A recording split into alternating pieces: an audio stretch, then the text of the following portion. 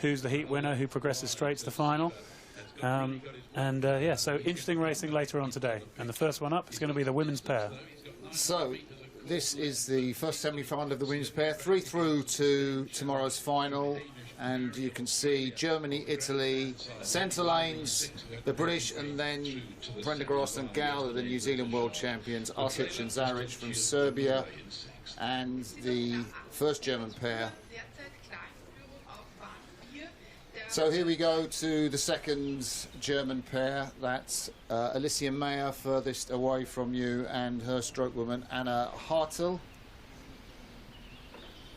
Anna Hartl from Ruder Club Potsdam. Then in lane 2 we have Italy 2, Veronica Calabrese, furthest away from you, and closest to us Ilana Broghini, just 24 years of age.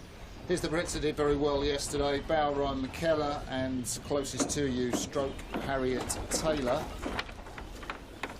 Harriet Taylor from Leander Club, coached by Jane Hall. Both these women 24 years of age. Rowan McKellar, a proud Scot.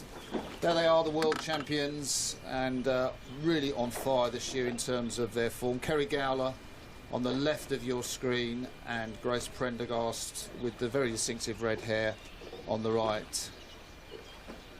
Moving over to lane 5, we've got the pair from Serbia, Jovana Arsic. She's furthest away from you in the bow seat, and then closest to you, Natasa Zaric.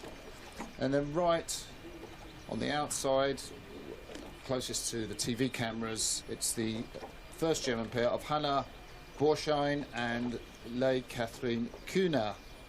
She is in the stroke seat with the cap on, and Kuhner comes from the Mainzer club in Germany. Well, the southern German club's quite close to here, Greg. Places like Passau or Munich or Ingolstadt, not far away from where we are. Yeah, so we're in the north of Austria here, aren't we? About 2 hours from Vienna. The River Danube is flowing just behind us as we hear the call over here. My clock's just ticked over to 10:54 local time. The crews look perfectly aligned. So we have the call over and the crew's sitting ready. Serbians out quickly on that start, but it's clean, and everyone's got quickly into their start pace. Up around the mid-40s for these women's pairs, but as the camera pans onto the all-black pair, you sense that Prendergast and Gawler have already got a slight lead on the field. Yeah, here we go, Prendergast and Gawler, reigning world champions, set the world best time as well last year. Now seeing them racing here in Europe for the first time. They've had an interesting winter for us in the Northern Hemisphere, summer for them, racing in the New Zealand Championships where they went head-to-head against each other, racing in different pairs. On that occasion, Grace Prendergast was the winner. As they get into this race, coming out through 2:50, and the British pair, who, as you said yesterday, did well in the time trial, are looking to stick with that New Zealand pair, coming out through about the first minute. Well, you know, if you're one of the pairs up against the world champions, I mean, they have got a big target on their back, but look, you know, this pair, coached by Jane Hall, Ryan McKellar, the Scot from the Leander Club in the bows, and Harriet Taylor of stroke. I mean, you would want to go stroke for stroke against the world champions, wouldn't you? And test yourself. And so for them, this is really, really important. Well, it's a great opportunity, isn't it? I think the British pair pushed it out beyond the minute. Usually about a minute is when you settle into a pace, and to me it looked like Prendergast and Gawler just seemed to come down a couple of beats in terms of their stroke rate, settle onto that 35. The British held it a bit longer as they're now settling into their pace, and the British just leading through 500. Yeah, that's 1:42.87 versus 1:42.84. It's very interesting, Greg, when you look at the times from yesterday's time trial. The Kiwis went through the first quarter in 1:41.99, which was significantly quicker than the Brits at 1:44.50. So I just wonder if the Kiwis are gauging themselves to the Brits, because in a time trial you just have to go flat out, don't you? You've got no one to gauge. I just wonder if now they're gauging and they're just going to get to the K and go bam and just, you know, say bye-bye Britain. Or, indeed, if the British are actually rowing out of their skins. My thing is, probably the British would be pushing it at this stage. They've pushed it to stay up in contention. The question now is, as we see the crews both settling into their steady pace through the middle, both at 34 strokes a minute, and I think the New Zealanders just seem to be edging away.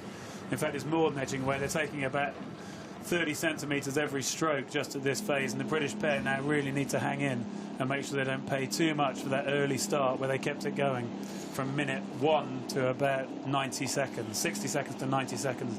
They'd have taken on a lot of extra pain, and the New Zealanders are just making them pay for it now. Yeah, but it's fun for a while, wasn't it, for the British? I mean, they've got to keep their bows ahead.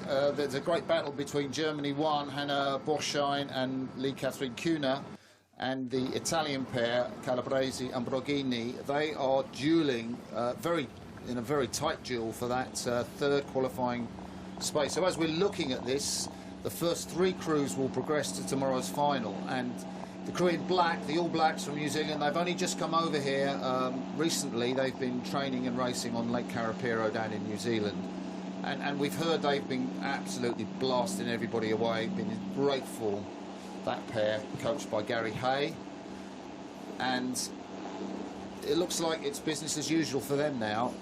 Really, I don't think anyone can challenge them in this race, but there you can see the Italians in second place. Serbia coming up into the picture, the young Serbian pair. We haven't heard much from them. As you say, it's the important race really for the third position, that the British, after that early pace, have slipped back into a solid second. They want to make sure they can hang on to that position. The race we can't quite see is one between the Italians on the left of our picture, and then we'll have the Serbians at the bottom of our picture. And don't be confused by the crews at the top of the picture, who are in the warm-up area. Yeah, that's a good shout, Greg. And actually, you can see the world champions there on the right, and then the Italians, that was the same pair, Calabresi and Broghini, who came 7th at the World's last year. So they won the B final, which gives you, again, some indication. This is a pretty decent performance from this British pair, GBR2, Rowan McKellar and Harriet Taylor. We'll see the first British pair going in the next semi-final, Merlot, Chitty and Girling. But indications are that the British are crafting a strong women's squad, Greg. That's, you know, they've got a decent 4 here, they've got an 8, they've got, you know, they're looking for a pair. You know, they've got bodies to make up a good team. Well, they're putting together different combinations in all of their boats, which we'll see through the day. Different couplings going on in the pairs, and the movement around in the 8 and the 4. As we see the crews coming up here, the New Zealanders with a strong lead here at 1500. As you say, that British pair looking fairly solid in second position. But the thing we really need to see is the race for third for the qualifiers. We'll have to wait to see those times come up to see which of the 2 crews between the Italians, and whether we're going to see that Serbian time pop up there. So It's the Italians. 3 seconds. It's about it's clear water, isn't it, in a pair? 3 seconds. It's an amount that Serbia are really going to have to turn something on if they're going to hit that third qualifying place. Just to give you an idea of the pace, these guys went through, the New Zealanders went through the 1500 metre mark in 5:14. That's about 8 seconds slower than they went through the 1500 metre mark when they set the world's best time. So it's quick conditions, but not lightning quick. Yeah, and you can see on the water there, you see just the little waves on the water, but like you say, quick, nice, following tail breeze. Everyone likes these kind of conditions. You can also see the quality of the steering in that New Zealand pair, the trail of water dead straight out behind them. Lovely shot there that we can see. That is a beautiful straight trace, down the isn't middle it? of the lane. Yeah. You don't often see that, and you get that from the drone shots we can see, which we're bringing you some really interesting camera angles and pictures. A lot of wind here, so we've got to be careful when we use it. But, you know, you do see that fantastic trace. You know, no rudder use, so the boat's just spinning straight and going at maximum speed, Greg.